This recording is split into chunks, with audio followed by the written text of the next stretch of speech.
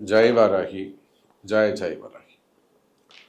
ஆடி மாத ராசி பலன்கள். பொதுவாக தமிழ் மாதத்தில் தான் வேல்யூ அதிகம். நாம் கணிக்கக்கூடிய ப்ரெடிக்ஷன்ஸ் எல்லாமே பஞ்சாங்கத்தை அடிப்படையாக கொண்டது. அப்போ பார்க்கும்போது தமிழ் மாதம்தான் இந்த சூரியன் ஒவ்வொரு மாதமும் ஒவ்வொரு கட்டம் மாறிக்கிட்டே இருப்பார். அப்போ இந்த ஆடி மாதம் சூரிய பகவான் சந்திரனுடைய வீடாக இருக்கக்கூடிய கடகத்தில் பிரயாணம் செய்கிறார். பாருங்க, சூரிய பகவான் சந்திரனுடைய வீட்டில். ஏன்னா இருக்கிறதே 2 ஒளி கிரகங்கள் தான், ஒன்று சூரியன், இன்னொன்று சந்திரன். இவங்க 2 பேர்கிட்ட தான் ஒளியை வாங்கி மற்றவங்க எல்லாம் டிஸ்ட்ரிபியூட் பண்ணுறாங்க. அப்போ முழு ஒளி கிரகமான சூரியன் சந்திரனுடைய வீட்டில் 1 மாதம் ட்ராவல் பண்ண போகிறாரு. இதில் என்ன நிகழுது அப்படின்னு பார்த்தீங்கன்னா, புதன் பகவான் வக்ரம் அடைகிறார். இந்த ஆடி மாதம் முழுவதுமே புதன் அஸ்தங்கமாகி நம்ம பார்த்துருப்போம். சூரியனோடு ஒரு கிரகம் ரொம்ப நெருங்கி வந்ததுன்னா அஸ்தங்கம் ஆகிட்டோம். ஆனால் இந்த முறை ஆடி மாதம் புதன் கிரகம் வக்ரம் ஆகுது. அதே போல் சனி பகவான் அவரும் வக்ரம் அடைகிறார். அப்போ இந்த சனி புதன் 2 கிரகங்கள் வக்ரம் அடைகின்றன. எப்பொழுதும் போல ரிஷபத்தில் சுக்கிரன், மிதுனத்தில் குரு பகவான், மற்றும் ராகுவும் கேதுவும் சிம்மத்தில் கும்பத்திலையும் இருக்கிறாங்க. சிம்ம செவ்வாய். இந்த ஆடி மாதம் மிக சிறப்பான மாதமாக அமைய போகுது. காலபுருஷனுக்கு முதல் வீடாக இருக்கக்கூடிய மேஷ ராசி, மேஷ மண்டலத்தின் நாயகன் செவ்வாய் பகவான் சூரியனுடைய வீட்டில் சிம்மத்தில் அமைந்திருக்கிறார். இது ஒரு அற்புதமான யோகம். செவ்வாய் கேது தொடர்பு, பலவிதமான பூர்வ புண்ணிய விஷயங்கள் சார்ந்த விஷயங்கள் எல்லாம் இந்த ஆடி மாதம் உங்களுக்கு கை கொடுக்கக்கூடியதாக இருக்கும். அப்போ உங்க ராசிக்கு என்ன நடக்க போகுது, உங்களுக்கு என்ன கிடைக்கும், உங்களுக்கு என்ன ஸ்ட்ரகிளிங்காக இருக்கும், எது தடையாக இருக்கும் அப்படிங்கிறத பிரீஃபாக டீட்டெயிலாக உள்ள பார்க்கலாம். பாருங்கள். அன்பார்ந்த மேஷ ராசி அன்பர்களே, இந்த ஆடி மாதத்தை பொறுத்தவரையில் உங்கள் ராசிநாதன் செவ்வாய் பகவான் சிம்மத்தில் காலபுருஷனுக்கு 5வது வீட்டில் பஞ்சமஸ்தானத்தில் அமைந்திருக்கிறார். இது ஒரு நல்ல யோகம் அப்படிதான் சொல்லணும். மேஷராசியை பொறுத்தவரை சிறப்பாகவே இருக்க போகுது. நிறைய சப்போர்ட்ஸ் உங்களுக்கு கிடைக்கும். அதாவது சகோதர வழிகளில், சகோதரிகள் வழிகளில், உடன் பிறந்தவர்கள், சித்தப்பா பெரியப்பா இவங்க வழிகள்லையும் ஒரு சில சப்போர்ட் உங்களுக்கு கிடைக்க போகுது. குடும்பத்தில் நல்ல அரவணைப்பு இருக்கும். மெயினாக இதுக்கு முன்னாடி உங்கள் ரிலேஷன்ஷிப்பில் அல்ல ரிலேட்டிவ்ஸ் சம்மந்தப்பட்டதில், மெயினாக கசின்ஸு, இந்த ரிலேட்டிவ்ஸில் ஏதேனும் இவங்களால உங்களுக்கு ஏதேனும் பாதிப்புகள் ஏற்பட்டிருக்குமே ஆனால், அல்ல அவங்களோட ஏதாவது சண்டை சச்சரவு, இல்லை ஒரு பேச்சுவார்த்தை இல்லாமல் இருக்கிறது, இல்லை உங்களுக்கு ஒரு பகைமை இருப்பது, இது போல் ஒரு பேட் எக்ஸ்பீரியன்ஸ் உங்களுக்கு ஏதாவது இருக்குது அப்படின்னாக்கா நிச்சயமாக அவங்க மூலியமாக உங்களுக்கு ஒரு நல்ல அனுகூலம், ஒரு சப்போர்ட் ஏற்படக்கூடிய மாதமாக அமைகிறது. குறிப்பாக மேஷராசி என்பர்களுக்கு இடம் சம்பந்தப்பட்ட, பூமி சம்பந்தப்பட்ட பிரச்சனைகள் இருக்குமே ஆனால் அந்த பூமி சம்பந்தப்பட்ட பிரச்சனைகள் கிளியர் ஆகும். குறிப்பாக இடதோஷங்கள், நான் பல இடங்களில் நான் ரொம்ப குறிப்பாக சொல்வது உண்டு இடதோஷத்தை பற்றி. நம்ம இப்போ கூட நீங்கள் எல்லாம் நிறைய அந்த நம்முடைய ஸ்டேட்டஸ் எல்லாம் பார்த்துருப்பீங்க, பதிவுகள் எல்லாம் பார்த்துருப்பீங்க. ஒரு மிகப்பெரிய பிரச்சனை, அதை கடைசியில் நம்ம ஆராய்ச்சி செய்கின்ற போது அது இடதோஷம்தான் காரணம் அப்படின்னு சொல்லிட்டு கிட்டத்தட்ட ஒரு 3 நாட்கள் நம்ம அங்கே நியர்பை கோயம்புத்தூர் ஒரு பெரிய கம்பெனி, ஸோ அவங்களுக்கு கிட்ட இருந்து அந்த இடதோஷ பிரச்சனையை நம்ம கிளியர் பண்ணி கொடுத்துட்டு வந்தோம். அதுபோல் மேஷ ராசி அன்பர்களே, இடதோஷ பிரச்சனைகள் அல்லது இட பிரச்சனைகள், டாக்குமெண்ட் ப்ராப்ளமாக இருக்கிறது, நம்பி வாங்கியிருப்பீங்க, அதில் ஒரு சட்ட சிக்கல்கள் இருந்திருக்கும், இல்லை ஒரு ஏமாற்றங்கள் இருந்திருக்கலாம், டாக்குமெண்ட் ப்ராப்ளம், பட்டா சிட்டா, அது மாதிரி லீகலாக சம்திங் ப்ராப்ளம் வந்திருக்கலாம். அப்போ அந்த மாதிரி இட பிரச்சனைகள் இருக்குமே ஆனால், அந்த நம்பிக்கையாக வாங்கின இடம் ஒரு ஏமாற்றத்தை கொடுத்துருக்குமே ஆனால் அந்த பிரச்சனையெல்லாம் கிளியர் ஆகக்கூடிய காலம். அதே மாதிரி ஒரு இடம் முடியணும், ட்ரை பண்ணுறீங்க, அது சொந்த இடமா இருக்கலாம், இல்லை நீங்கள் முயற்சி எடுத்து வாங்கக்கூடிய இடமா இருக்கலாம், பூர்வீக சொத்தாக இருக்கலாம், பாகப்பிரிவினையாக இருக்கலாம். அப்போ அந்த மாதிரியெல்லாம் நீங்கள் ஏதாவது ட்ரை பண்ணுறீங்க அப்படின்னாக்கா அது கூட உங்களுக்கு கை கொடுக்கக்கூடிய, சக்ஸஸ் ஆகக்கூடிய ஒரு மாதமாக இந்த மாதம் அமைகிறது.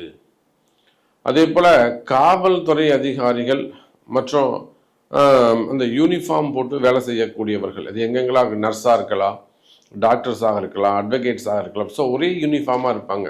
அதெல்லாம் சீருடை பணியாளர்கள்னு நம்ம தமிழில் சொல்கிறோம். சீருடை பணியாளர்னா வெறும் காவல்துறை மட்டும்தான், நம்ம போலீஸ் மட்டும்தான் நினச்சிக்கிட்டு இருக்கோம். அப்படி கிடையாதுங்க. சீருடைன்னா ஒரே யூனிஃபார்மாக ஒர்க் பண்ணக்கூடியவர்கள்.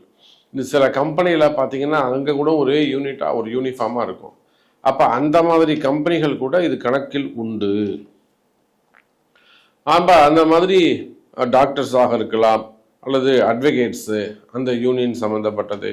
அதே போல் நர்ஸு, இன்னும் சொல்ல போனாக்கா ப்ரைவேட் செக்டரில் இருக்கலாம், ப்ரைவேட் லிமிடெட் கம்பெனிகளாக இருக்கலாம், இபி செக்டர்ஸு, காவல்துறை அதிகாரிகள், இவங்க எல்லாருக்குமே கூட இந்த ஆடி மாதம் ஒரு சில சட்ட சிக்கல்கள் உங்களுக்கு இருக்கும். அதனால் ஒரு வம்பு வழக்கு இருக்கலாம், அப்படி இல்லைன்னா ஒரு டிபார்ட்மெண்ட் வைஸ் நடக்கக்கூடிய என்கொயரியாக இருக்கலாம். இதெல்லாம் இல்லை, வேலை செய்கிற இடத்துல ஒரு அவப்பெயர் ஏற்படலாம், ஒரு பிரச்சனை, சட்ட சிக்கல்கள் ஏற்படலாம். அந்த மாதிரி எல்லாம் தேவையில்லாத பிரச்சனைகள், சம்மந்தம் இல்லாமல் நான் போய் மாட்டிக்கிட்டேன் சாமி, நான் நல்லா தான் இருந்தேன், கௌரவமாக தான் இருந்தேன், ஆனால் பாருங்க இப்போ போய் சட்ட சிக்கலில் மாட்டிக்கிட்டேன் அப்படின்னாக்கா இது ராகுவால் வந்த பிரச்சனை. ஏன்னா ராகு பகவான் மேஷராசியை 11வது பாவமாக பார்க்கிறார். அப்போ உங்களுக்கு அந்த மாதிரி வீண்பழி அவமானங்கள், தலைகுனிவு, மெயினாக வேலை செய்கிற இடத்துல போயிட்டு ஒரு சிக்கலில் மாட்டிக்கிட்டீங்க, ஒரு சிறையோகம் வருது, அது உள்நாடோ வெளிநாடோ பெரிய பிரச்சனையில் போய் மாட்டிக்கிட்டீங்க அப்படின்னாக்கா நிச்சயமாக அதெல்லாம் உங்களை காப்பாற்ற முடியும். கவலை வேண்டாம் மேஷராசி என்பவர்கள். அதுக்கெல்லாம் வாராகி அம்மா இருக்காங்க, வாராகி பூஜை, நிறைய பரிகாரங்கள் உள்ளது. அப்போ இந்த செவ்வாய் 5ஆம் பாவத்தில் இருக்கும்போது அந்த மாதிரி சீருடை பணியாளர்கள், யூனிஃபார்ம் போட்டு ஒர்க் பண்ணக்கூடியவர்கள், இவங்க அரசு அதிகாரிகள், அதே போல் சிஎல்லாக ஒர்க் பண்ணக்கூடியவங்க, அவங்களும் அந்த யூனியனில் இருப்பாங்க. கான்ட்ராக்ட் லேபர்ஸ்ன்னு சொல்லுவாங்க. ஸோ அவங்க ஒப்பந்த பணியாளர்கள். சரி, அவங்களுக்கு கூட வேலையில் ஏதேனும் பிரச்சனைகள் இருக்குமே, ஆனால் கன்ஃபார்ம் ஆகுமா, வேலை பர்மனண்ட் ஆகுமா, ஸோ சேலரி ஃபிக்ஸ் பண்ணுவாங்களா, இந்த மாதிரியான கேள்விகள், வேலை சம்பந்தப்பட்ட பிரச்சனைகள், கேள்விகள் இருக்குமே. ஆனால் கவலை வேண்டாம் மேஷராசி என்பவர்களே, உத்தியோகம் சிறப்பானதாக இருக்கும். ஜாபை பொறுத்தவரையிலும் நல்ல முன்னேற்றம் இருக்கும். இன்னும் கூட சொல்லணும்னா மேஷராசி அன்பர்களே, உங்களுக்கு வேலையில முன்னேற்றம் இருக்கும். வேலையில நல்ல முன்னேற்றம் இருக்கும். பதவி உயர்வுகள் கிடைப்பதற்கு வாய்ப்புகள் உண்டு. மேல் அதிகாரிகளுடைய பாராட்டுக்களை நீங்கள் பெறுவீர்கள். உங்களுடைய ஹையர் ஆஃபீஸர்ஸு ஒரு நல்ல ஹோப் கொடுப்பாங்க, உங்களுக்கு நல்ல சப்போர்ட்டாக இருப்பாங்க. அதே சமயம் உங்கள் ஜாதகம் பலம் இழந்திருக்குமே ஆனால் அதே மேல் அதிகாரிகளால் நீங்கள் பாதிக்கப்படுவீர்கள் என்பதும் நிதர்சனமான உண்மை. உங்களுக்கு ஜாதகம் வலுவாக இருந்ததுன்னா அந்த மேலதிகாரி உங்களுக்கு சப்போர்ட்டாக இருப்பார். அவர் சொல்கிறாரு நம்ம நல்ல பேர் வாங்கணும்னு ஏதாவது ஒரு விஷயத்தை நீங்கள் எடுத்து செஞ்சீங்கன்னாக்கா என்ன ஆகுங்க, நீங்கள் போய் பெரிய பிரச்சனையில் போய் மாட்டிப்பீங்க. வீண் பெரிய அவமானங்கள் அல்லது மிகப்பெரிய சிறையோகங்கள் அந்த மாதிரிலாம் ஏற்படும். அப்போ மேஷ ராசி அன்பர்களே, இந்த செவ்வாய் பகவான் உங்களுடைய ராசிநாதன் 5ஆம் இடத்துல இருக்கின்ற காரணத்தினால் வேலை சம்பந்தப்பட்ட விஷயத்துல, வேலை செய்கிற இடத்துல, தொழில் செய்யக்கூடிய இடங்கள்ல எச்சரிக்கையாக கவனமாக இருக்க வேண்டும்.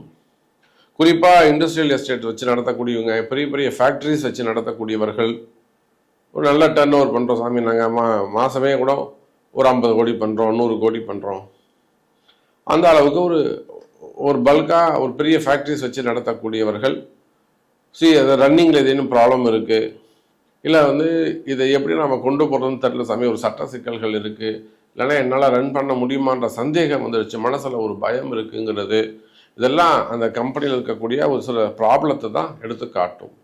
அப்போ அந்த மாதிரி தொழில் அமைப்புகளில் பிரச்சனைகள் இருக்குமே ஆனால், டிரான்சாக்ஷன் கம்மியாக இருக்கிறது, ஃபண்டு டிமாண்டாக இருக்கிறது, இல்லை ஓடி ப்ராப்ளமாக இருக்கிறது, சில ஆர்டர்ஸ் நல்லா இருக்குது பட் எங்களால் கொடுக்க முடியல, லேபர்ஸ் ப்ராப்ளம் வந்துடுது, இல்லை 1 by 1 வேலை இருந்தால் ஆள் இருக்க மாட்டாங்க, ஆள் இருந்தால் வேலை இருக்க மாட்டேங்குது.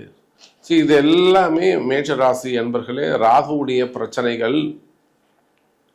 அப்போ பிரச்சனையை ஃபர்ஸ்ட் நமக்கு பிரித்து பார்க்க தெரியணும். இப்போ இந்த ஆடி மாசத்தை பொறுத்தவரையில் ராகுவுடைய பார்வை உங்களுக்கு மிக கொடுமையை செய்கிறது. ஏன்னா ராகு கருநாகம், கடுமையான விஷம் உள்ள ஒரு கிரகம் எதுனா அது ராகு தான். அப்போ அப்பேற்பட்ட ராகு மேஷத்தை கான்டாக்ட் பண்ணும்போது குருவுடைய பார்வை அங்கே இல்லாமல் போகிறதால விஷம் அங்கே வந்து கிரகம் ஜெயிக்குது. அப்போ மேஷ ராசி அன்பர்களே, உங்களுக்கு வரக்கூடிய பிரச்சனை என்னன்னு என்னால் ஈஸியாக அனலைஸ் பண்ண முடியும்.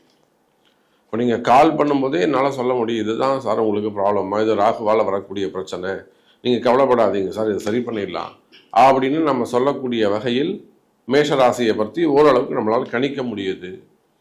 அப்போ கம்பெனிஸாக இருக்கலாம், any one business, share market, stock market, any business, factories, any manufacturing units. அப்போ நீங்கள் எந்த தொழில் அல்லது எந்த வேலை செய்பவராக இருந்தாலும் ராகுவால் ஏற்படக்கூடிய பாதிப்புகள் தான் அதிகமானதாக இருக்கும். அதை தாண்டி இடம் சம்பந்தப்பட்ட விஷயங்களில் உங்களுக்கு வெற்றிகள் கிடைக்கும், இடதோஷங்கள் விலகும், இந்த பூமி உங்களுக்கு ராசியானதாக மாறும் என்பதை சொல்லிக்கொண்டு மீண்டும் வேறொரு அற்புதமான பதிவில் உங்களை சந்திக்கிறேன். நன்றி. நமச்சிவாயம். ஜெய் வராகி. ஜெய் ஜெய் வராகி.